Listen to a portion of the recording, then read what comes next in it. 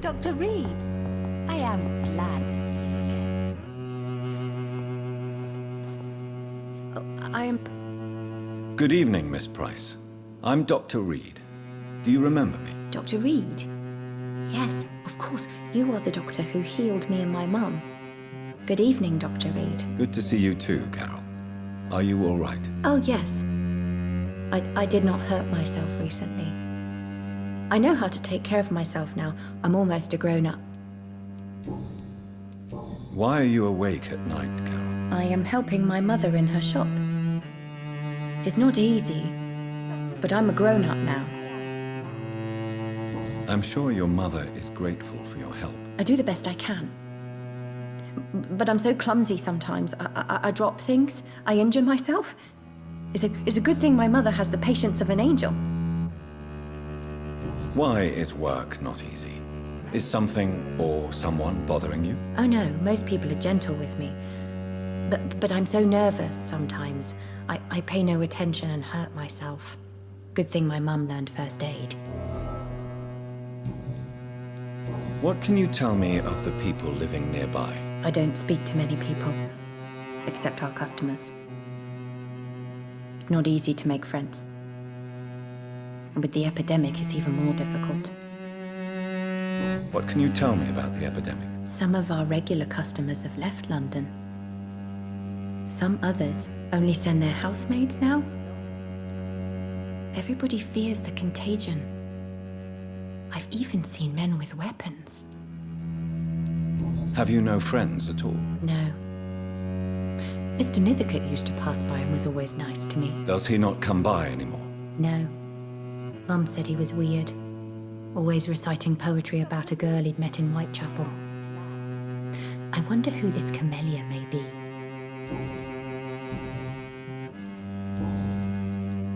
Do you enjoy working with your mother? Oh yes, Doctor. My mother raised me alone after my father died.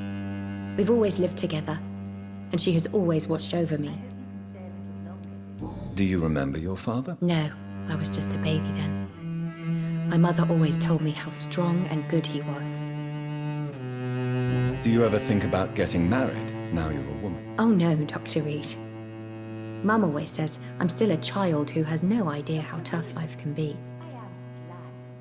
No husband would like a clumsy girl like me.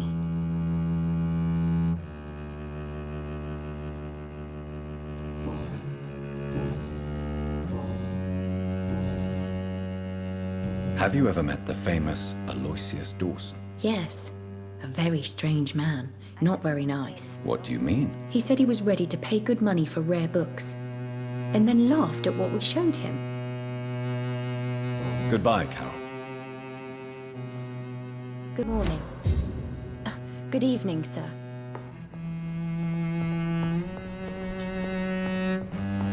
Dr. Reed, I am glad to see you again. Good evening, Miss Price. You know you can call me Carolyn, my dear doctor. May I look at your goods? It's always...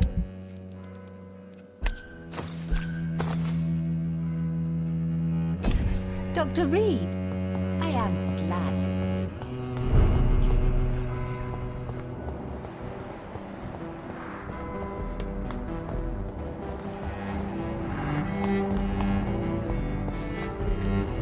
Good evening, sir. I'm Dr. Reed. Can I be of assistance? Dr. Reed? Dr. Reed? Is there anything wrong? No, it's just... Your name sounds familiar. And your face. Have we met before? I think I would remember. So I suppose the answer is no. That's odd. I'm certain I've already heard of you. My name is Pericles Baker. Does that mean anything to you? I'm afraid not, sir. But it's a pleasure to meet you anyway. The pleasure is mine, I guess. I only wish I could remember when it was that we met. Tell me about yourself, Mr. Baker. What are you doing out here in the middle of the night? We are waiting. Waiting for someone. And why are you waiting for this person? Because we need to leave this city.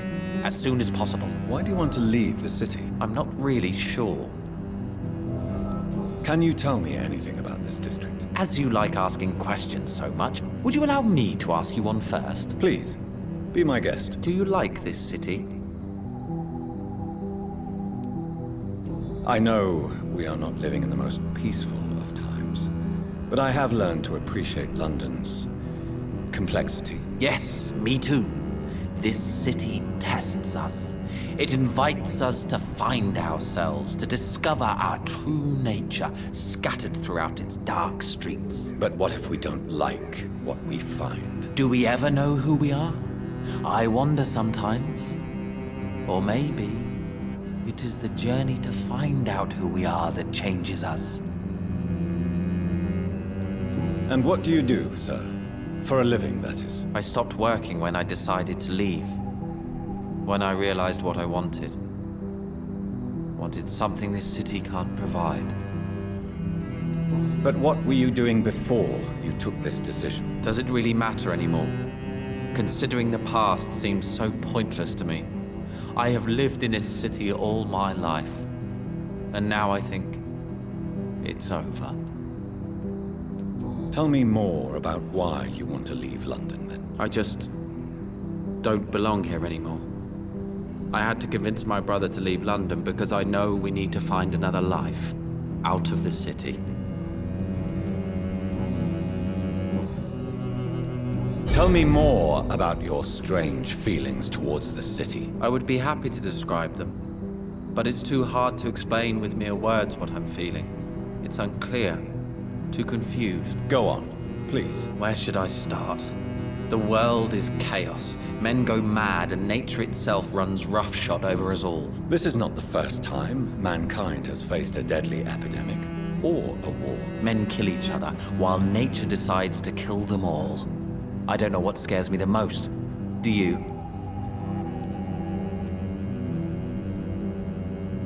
Both can be disastrous, and a combination of the two merely increases their potency. And what if they were just a sign of worse disasters to come? Something of biblical proportions, I wonder. Who are you waiting for? I'm sure he has a name. I really can't answer that question, since I don't know that person. And why is that? This person is mostly my brother's acquaintance. I don't even know his real name. Only that this man could help us leave this city once and for all. But why would you need this person's help to leave London anyway? Well, I thought we should have left this cursed place already, but my brother convinced me to stay a while longer, and here we are.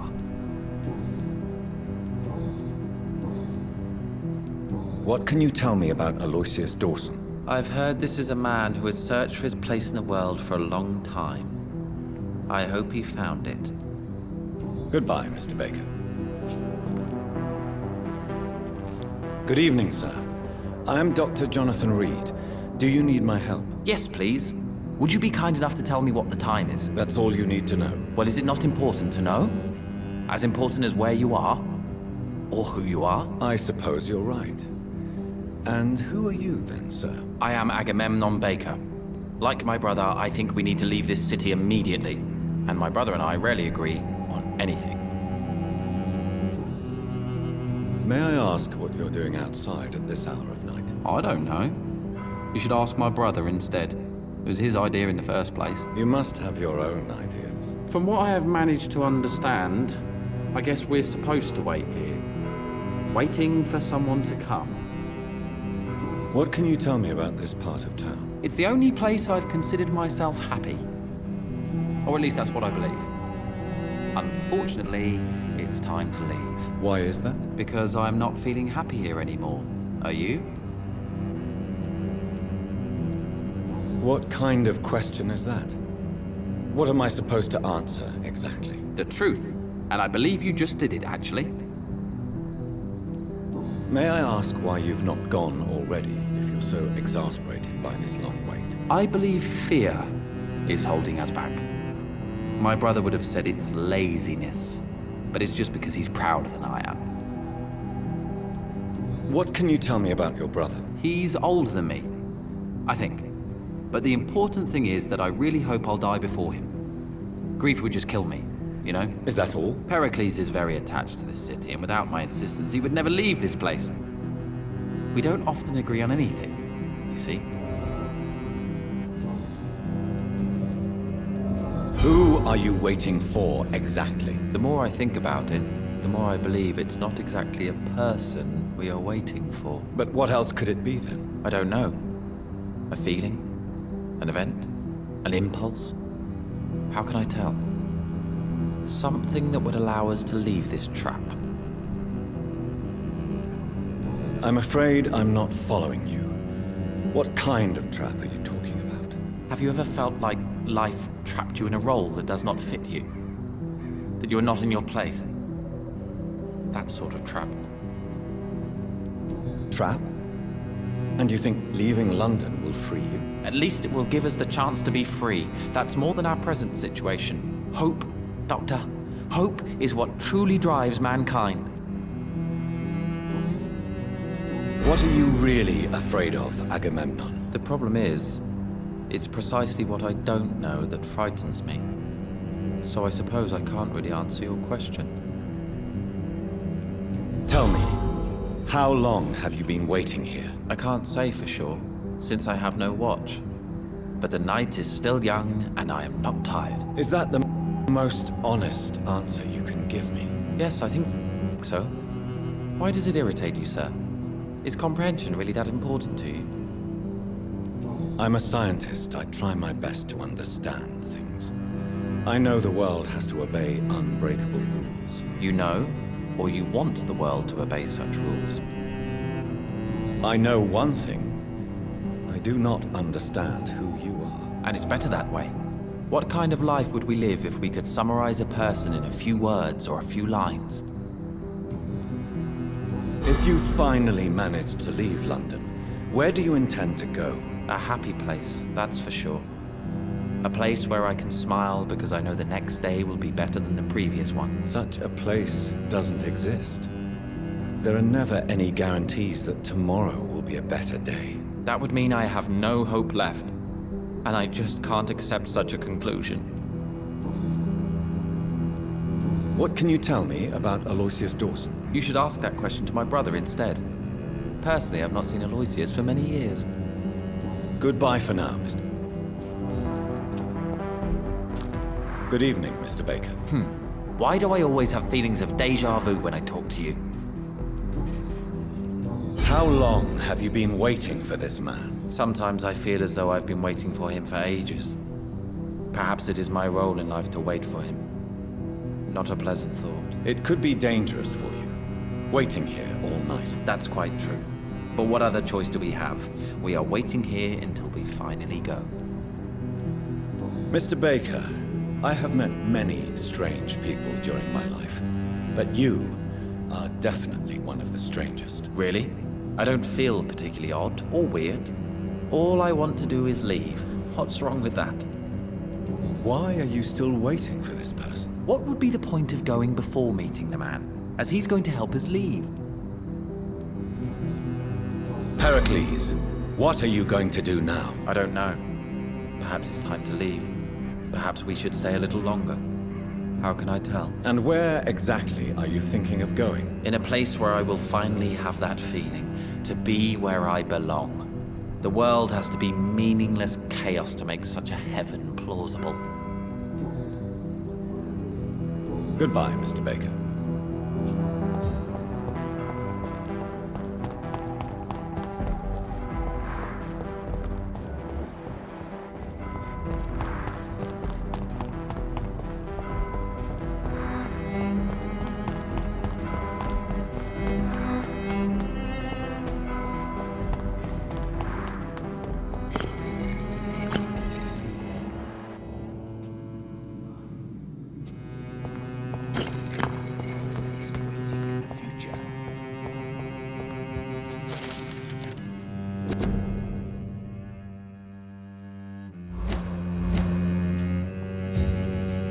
Jonathan Reed. At last we meet. The cards warned me you would visit tonight. I beg your pardon, sir. Do I know you? Of course you do. Our mutual friend, Dr. Swansea, can't speak highly enough of you. My name is Usher. Usher Talltree. You are the leader of the Brotherhood, are you not? Primate of the Brotherhood of St. Paul's Stole, to be precise. I'm really glad we met tonight. I love it when the cards tell me a truth. The cards told you to expect me. Yes, they can tell me everything. They told me that you have not taken another life since your poor sister died. What can you tell me about the neighborhood? I really don't know. I don't often go outside. And when I do, it's usually to quite distant destinations. So you see nothing in the stars for me? You're a poor fortune teller, then? Oh, I can tell you many things, but they will only concern you, not the city. For example, I know that you offered your sister the final rest she asked for. Do the cards speak of my Mary? No. It's the burning aura of guilt that precedes you everywhere you go. Read my fortune, then. You have been chosen, Jonathan. I see on you the mark of a strong being, so powerful it needn't even reveal its strength. Tell me about yourself. What do you do here, besides turning cards in the middle of the night? I'm for most a charlatan. For a few, I'm a vampire. And for you, I'm the primate of St. Paul's Stole. Some believe you to be a vampire. Who? The Guard of Priwen, who else?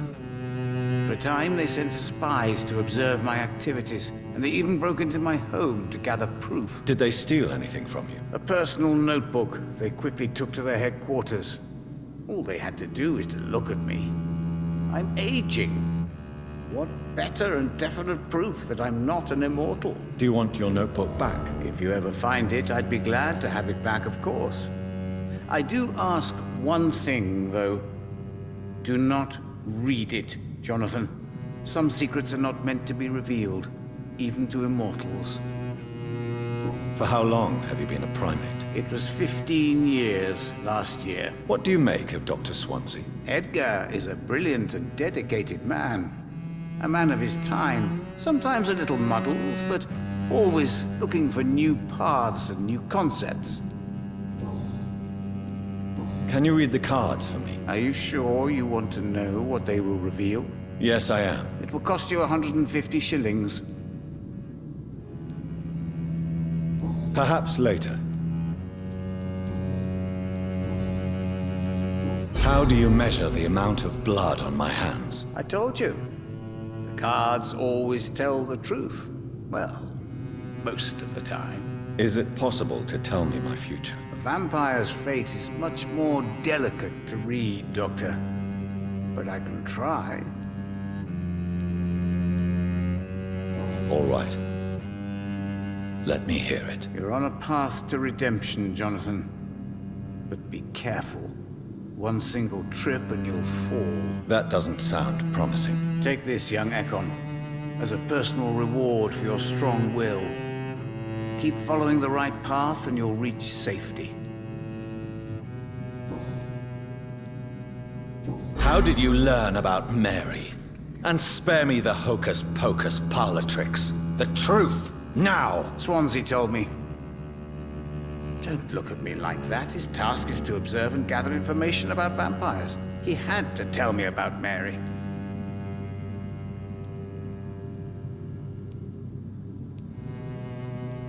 Mary did not deserve her fate. She had already suffered enough during her life. And yet the pain and the suffering went on after her death. Suffering is part of the immortal condition. Some prefer to lose their minds rather than face the simple truth. Pain will never stop. May I ask you about the Brotherhood? Of course. But I must warn you that there are some subjects we consider taboo, in spite of our fondness and acceptance of your kind. I know there is no love lost between the Guard of Priwen and the Brotherhood. What caused this rift? It was 1801. The Brotherhood was stronger then, a strength that made them hungry for ever greater power. An argument divided them, and the wound never healed. What was the nature of the disagreement? The problem was that both sides considered themselves the legitimate heirs of the original Brotherhood. We divide up the books, the relics, not always fairly or with consideration. Who founded the Brotherhood? That's precisely the kind of question I cannot answer. It is delicate and may reveal some of our secret traditions. So you're not just a club of academics and scholars? Once upon a time, very long ago, the Brotherhood did more than simply study the vampires. They took actions to eliminate the more ferocious and corrupted. Is there anything you could tell me about Aloysius Dawson? Aloysius Dawson. Yes, of course. We met on several occasions. With time, he got deeper and deeper into the occult. He's not the only one. It's been quite the fashion for several decades. The Golden Dawn, for instance, is just one example. True. Aloysius was a member of the Golden Dawn until 1900. Then his thirst for dark knowledge grew. I'm talking forbidden texts, readings which blackened his heart.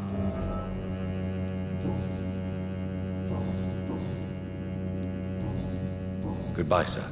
Until we meet again. I rarely wander, yet it amuses me to converse with your kind. Cards never lie, but they are never easy to read.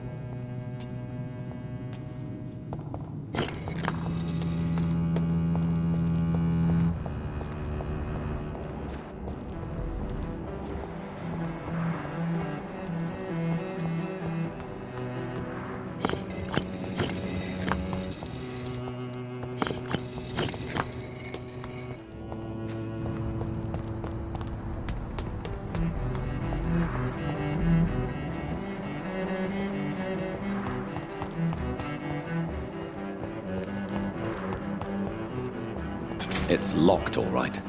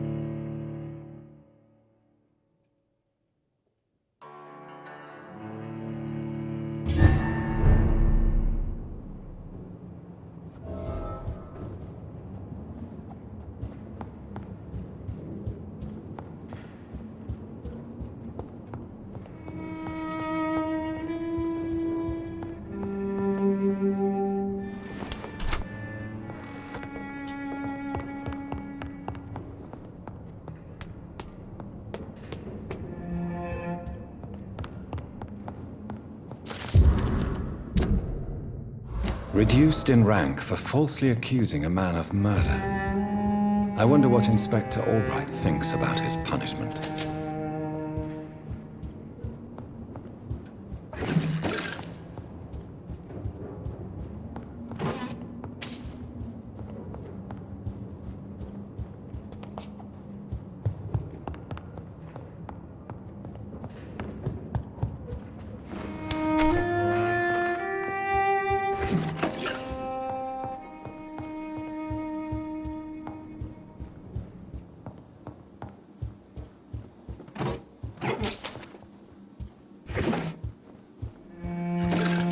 It's locked.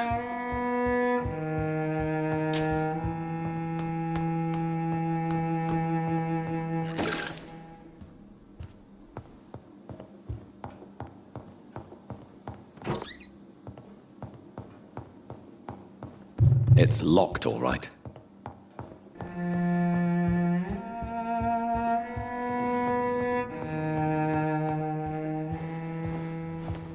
Finally, you're here, Dr. Reed. What took you so long? I had to pass several of your barricades and outposts to access your mansion, sir. Death, pestilence surround us, and time is against me. I see you've gathered some of the most expensive, albeit experimental, blood transfusion equipment available.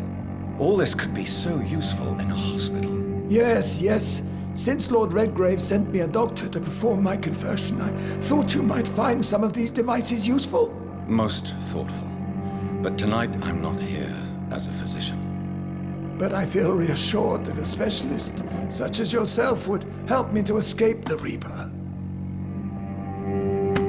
Very well.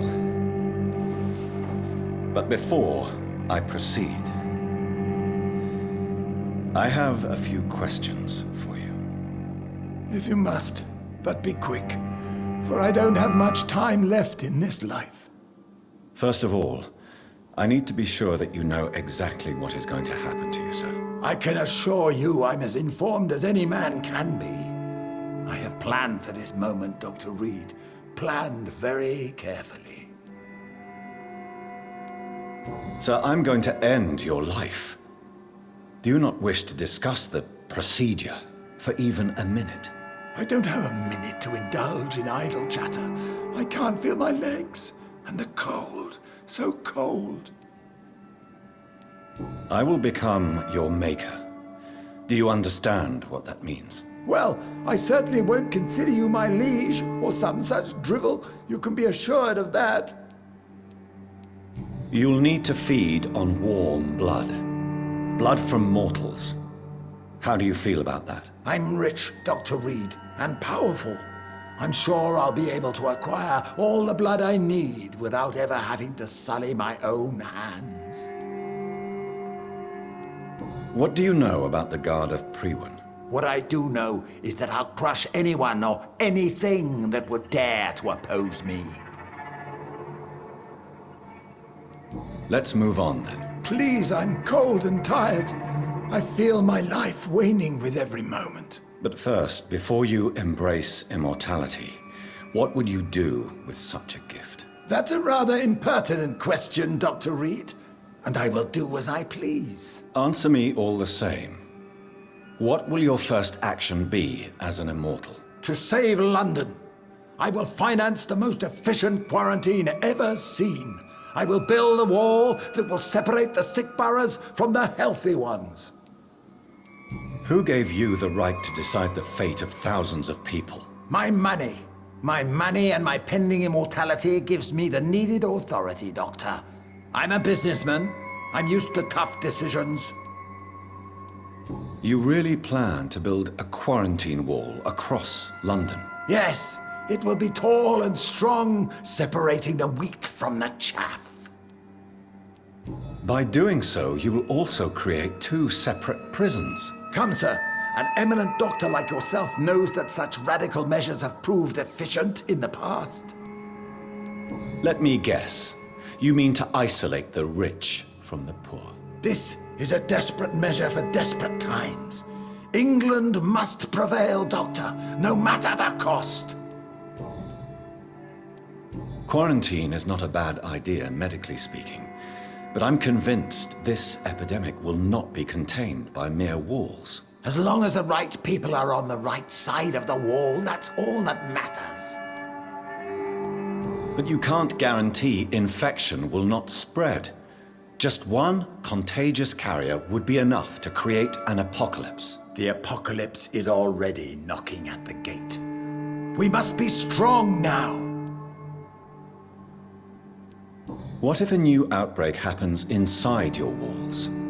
You'll have created a giant trap. That won't happen. As long as we dispose of anyone that is contaminated as soon as they are spotted. I've heard enough. It's time to proceed.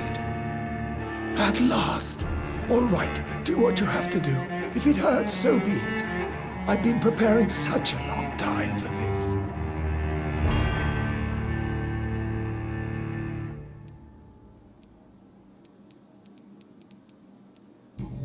Listen to me, Aloysius Dawson. You will forget your fear of dying, for it has poisoned your mind and made you bitter and ruthless since the death of your twin brother. You don't understand. Death is oblivion, the eternal void. I know there's nothing there. I saw it in Robert's empty eyes. I saw myself in that coffin. Death is painful for those who remain, not for those who have passed. All that occult gibberish you filled your head with has made you forget this simple truth. No! Death will not claim me. I have the power and the money. I've acquired the arcane knowledge needed. I believe there is magic, there are dark forces. You will provide me my extension. Your ignorance makes you a fool. You have no idea. Look at me. Hunted like a beast, my family lost, cursed. I have not escaped death, I have become it. No, there must be a way. I don't want to go like my brother did. I have money, lots of money. Money won't ease your mind.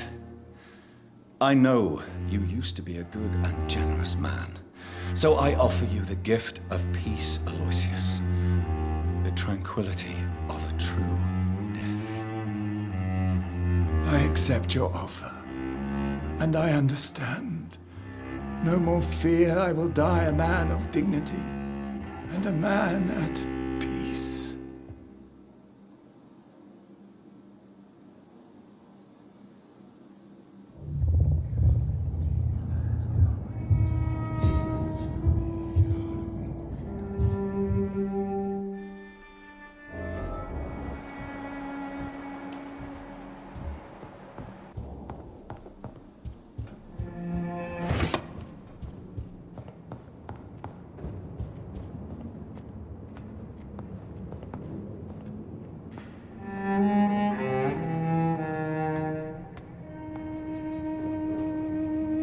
Is it done, Dr. Reed?